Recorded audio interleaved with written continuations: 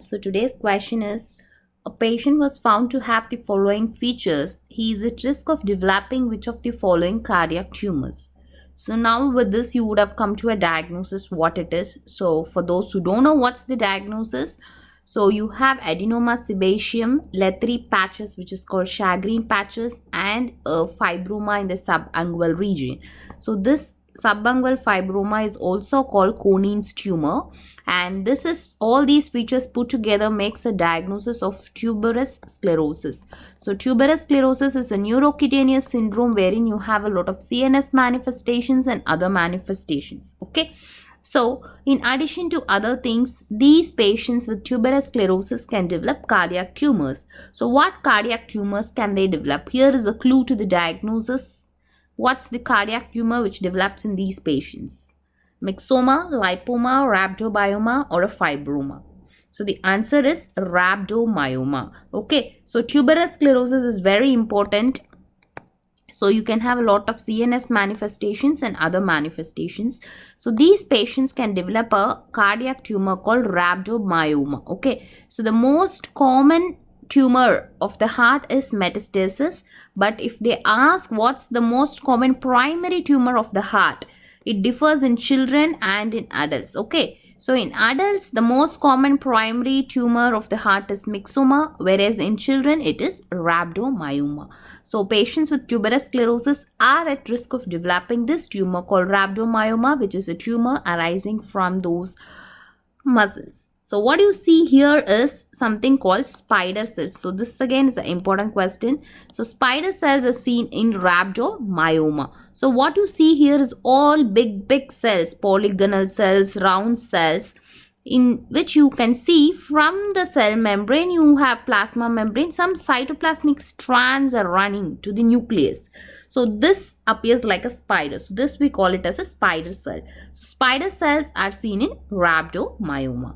So next, in addition to rhabdomyoma, in tuberous sclerosis, they can develop a renal tumor called angiomyolipoma. They can develop angiomyolipoma. And these patients can develop multiple hematomas in the brain. So these hematomas predominantly occur near the ventricles and project into the ventricles. So when they're going to project into the ventricles, what happens on radiology? This gives a candle dripping appearance. So candle dripping appearance on a radiological image of the brain is seen in tuberous sclerosis. And these patients can develop a brain tumor called SEGA, subependymal giant cell astrocytoma. So you should not forget these important tumors. Next, going on to the other cardiac tumor. What is this tumor? So this is the heart. This is the left atrium. You have a mass in the left atrium. And this is the biopsy. So what's your diagnosis? The next tumor is myxoma. So myxoma can also be associated with certain other manifestations. Okay.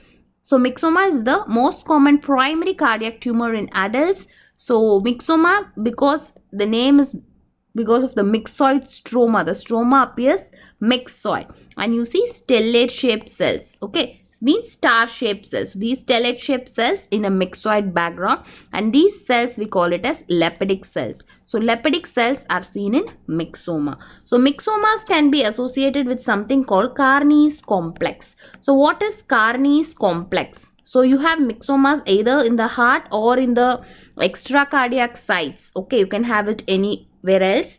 You can have myxomas, pigmentation of the skin, and endocrine overactivity. So you can have endocrine overactivity. All these put together we call it as a Carney's complex, and this is due to mutation in a gene called PRKR1 gene. So myxomas are associated with Carney's complex. So don't get confused with Carney's triad. So Carney's triad is the one which they usually ask in exams.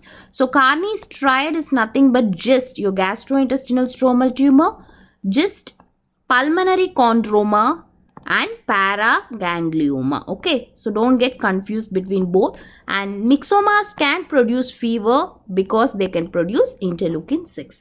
So don't get confused between complex and triad. Myxomas is associated with complex, GIST is associated with Carney's triad. Thank you.